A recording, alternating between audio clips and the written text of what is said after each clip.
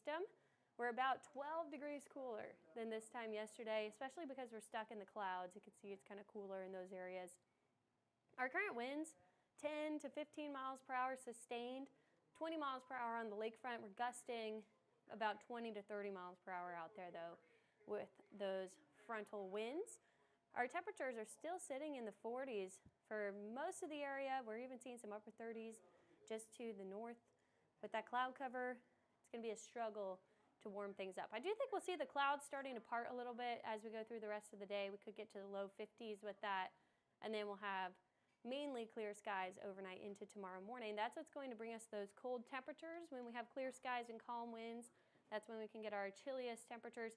It'll depend how early the clouds move out and how much the winds die down, but I do think some areas could get to freezing or just below it on the North Shore. South Shore, not quite there. We'll be 40 degrees just south of the lake, but we could see some frost in the inland areas. So if you do have vulnerable plants, pets, or people, make sure that those are protected and indoors overnight tonight into tomorrow.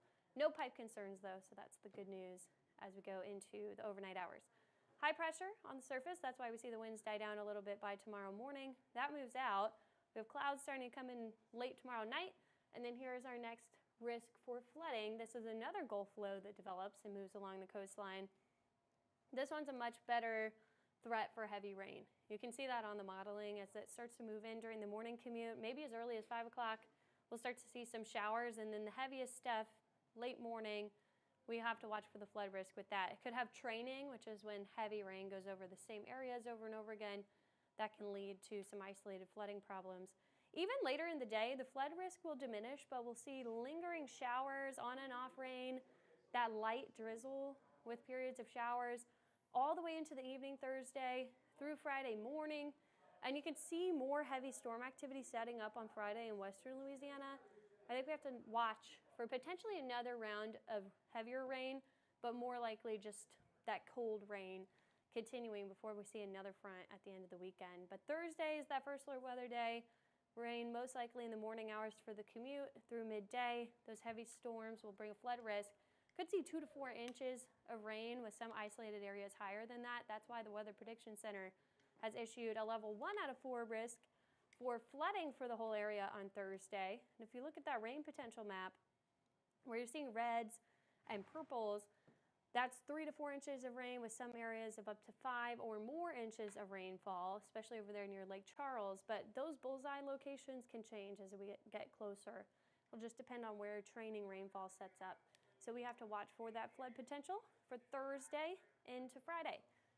That weather system comes from the Rockies. You can see that moving across the plains. But we have another low that keeps that elongated trough happening all the way through the end of the week. Friday, we still could see at least light rain, maybe another round of some heavier rainfall. I think we could still see rain into Saturday as well, because that low doesn't really swing by until we get to later Saturday and the end of the weekend on Sunday. Temperature-wise, 52 today for our high. We have lots of clouds. It'll be sunnier on Wednesday, so we'll get to 62 Thursday as well with those storms coming around. And then Friday, we'll have that cold rain. Upper 50s. Saturday, the rain's clearing out, still be in the upper 50s, and then we get to 64 with that sun returning Sunday. Then we have another front, a weak front coming through into Monday, keeping us below normal. Our average is 67, so it's actually going to be below normal conditions with these fronts coming by. Here's your 7-day forecast. It's going to be a chilly morning tomorrow. Again, if you have any vulnerable pets, plants, people, make sure that you have those protected and indoors overnight tonight. Then Thursday's that first alert weather day. We are going to see heavy storm activity. If you have that morning commute, you really need to keep an eye on the forecast there. We could see some major impacts as we have some flooding possible, and then rain all day long. It's going to continue to be shower activity, gloomy, dreary day for your Thursday. Friday, we have 70% chance for rain. Still giving you a first alert.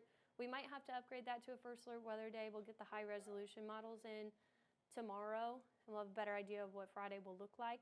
We still could see some heavy rain there, but it's more likely that we see a lingering cold rain through the day on and off.